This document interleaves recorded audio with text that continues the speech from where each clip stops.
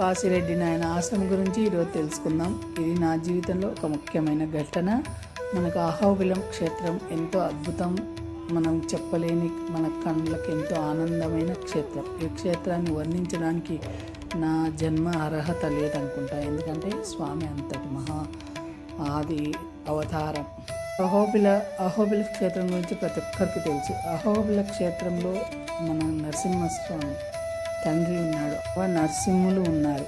అలానే ఇక్కడ కాక్షి క్షేత్రంలో మానవ జన్మకి ఈ మధ్య కాలంలో ఒక 30-40 ఏళ్ళ కిందట మనకు స్వయంగా మానవ అవతారం ఎత్తి దేవునిలో కలిసిపోయిన కాశిరెడ్డి నాయన క్షేత్రం జ్యోతి ఇక్కడ ఉంది. మా అత్తమ్మ ఎప్పుడు కాశిరెడ్డి నాయన్ని ఇంటికి తీసుకొచ్చేది. మా చిన్న పిల్లలు ఉన్నప్పుడు మాకందరికి లైన్ కలిసి ఒక్కొక్కరికి అన్నం పెట్టేటాడు, ఒక్కొక్క ముద్ద.